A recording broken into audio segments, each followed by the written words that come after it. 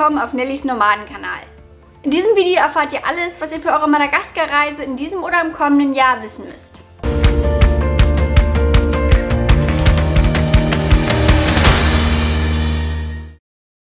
Unsere Zeit auf Madagaskar liegt nun zwar schon einige Monate zurück, aber euer Interesse an diesem Land war so groß, dass ich mich dazu entschieden habe, nochmal eine kleine Videoserie mit allen Infos und Reisetipps zusammenzustellen. Für diejenigen von euch, die mich noch nicht kennen, ich bin Nelly, bin seit einem Jahr digitale Nomadin und schon seit mehreren Jahren im großen Reisefieber. Meine Leidenschaft fürs Reisen möchte ich hier auf diesem Kanal mit euch teilen und vor allem eure Fragen beantworten. Also hinterlasst mir gerne den ein oder anderen Kommentar. In diesem Video werde ich nun zuerst die wichtigsten Reisevorbereitungen für eure Reise nach Madagaskar ansprechen, dann im nächsten Video auf die Reiseroute eingehen, also die Top-Sehenswürdigkeiten, Orte, die ihr unbedingt besuchen müsst, und dann abschließend einen detaillierten Bericht zu den Kosten hinzufügen, über Kosten für Unterkünfte, Transport und Verpflegung. Also folgt gerne den Empfehlungen am Ende dieses Videos. Also, was muss ich wissen, bevor ich meine Madagaskar-Reise antrete? Ankunft auf Madagaskar. Das Wichtigste zuerst. Madagaskar gehört zu den Top 5 ärmsten Ländern der Welt und das werdet ihr auch zu spüren bekommen. Bedeutet, wenn ihr bettelnde Kinder, verseuchte Flüsse und andere Gesichter materieller Armut nicht ertragen könnt, dann ist Madagaskar vielleicht nicht unbedingt das richtige Reiseland für euch. Ich persönlich denke aber, dass es ganz, ganz wichtig ist, dass wir unsere Augen nicht vor diesen Missständen verschließen und gerade arme Länder wie Madagaskar bereisen und mit dem Tourismus dort die lokale Bevölkerung und die lokale Ökonomie zu unterstützen. Was kann ich von einer Reise nach Madagaskar erwarten? Ganz, ganz knapp zusammengefasst: großartige und kontrastreiche Landschaften, faszinierende Geschichte und Kultur, vielfältige Flora und Fauna und unglaublich freundliche Bewohner. Für eine Live-Erfahrung aus Madagaskar schaut euch auch gerne meine Reiseberichte von vor einigen Monaten an. Die Landessprache in Madagaskar ist Malagasy, aber mit Französisch, der Kolonialsprache, kommt man als Tourist ziemlich weit. Wenn ihr allerdings nur Deutsch und Englisch spricht, dann könnte die Kommunikation etwas schwierig werden, also lernt vielleicht wenigstens französische Basics. Die beste Reisezeit und touristische Hochsaison ist April bis September bzw. Oktober. Während dieser Monate sind die Straßen trocken und befahrbar, die Temperatur liegt bei angenehmen 20 bis 30 Grad und auch die Belästigung durch Mücken hält sich in Grenzen. Madagaskar gilt als Malaria-Risikoland, deshalb wollt ihr euch vielleicht vor Antritt der Reise prophylaktische Malaria-Tabletten verschreiben lassen.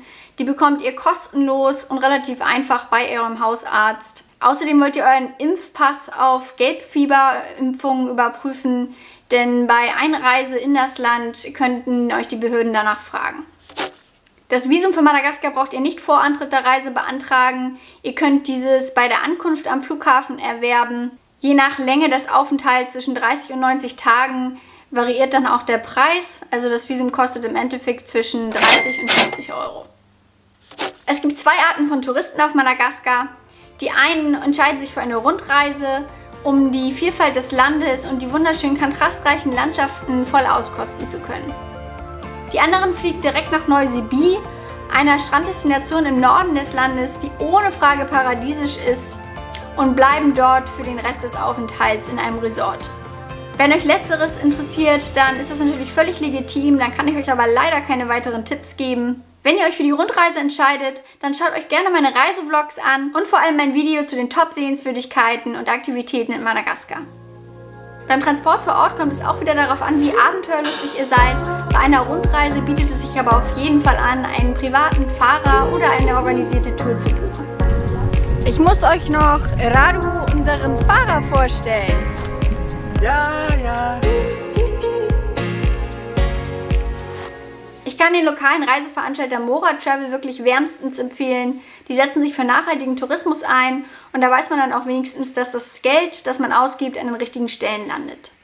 Öffentliche Verkehrsmittel in Form von den sogenannten Taxi Bruges, kleine Minivans, gibt es zwar, kann ich aber ehrlich gesagt nicht empfehlen. Es sei denn, eure Komfortansprüche sind wirklich sehr, sehr niedrig. Auch das Selbstfahren in Madagaskar ist zwar möglich, aber aufgrund der dürftigen Straßenverhältnisse und mangelnden Vertrautheit mit diesem Land nicht wirklich die beste Variante. Der Punkt Sicherheit, mit Sicherheit eine der Lieblingsthemen der Deutschen. Madagaskar ist zwar ein sehr, sehr armes Land und die Kriminalitätsrate ist dementsprechend hoch, aber ich habe mich ehrlich gesagt zu keinem Zeitpunkt unserer Reise besonders unsicher oder bedroht gefühlt. Trotzdem solltet ihr natürlich vorsichtig sein, habt einen Notfallkontakt vor Ort, geht nicht nach Anbruch der Dunkelheit raus und behaltet eure Habseligkeiten im Auge. Zu guter Letzt die Reisekosten. Genau aufdröseln werde ich dieses Thema in meinem Video zur Reisekostenkalkulation. Aber ihr solltet bei einer Madagaskar-Reise schon mit einem Gesamtpreis von 1.500 bis 2.000 Euro pro Person rechnen, inklusive der Flüge von Europa. So, ich hoffe, ich habe jetzt wenigstens für die Reisevorbereitung keine wichtigen Punkte vergessen. Ich möchte noch einmal betonen, dass alle diese Angaben ohne Gewähr sind und einzig auf meiner eigenen Reiseerfahrung und eigenen Recherche beruhen. Ihr dürft euch jetzt gerne in die nächsten Videos stürzen, mir den Daumen hoch hinterlassen und einige Kommentare, wenn euch dieses Video gefallen hat. Tschüss und hoffentlich bis zum nächsten Video.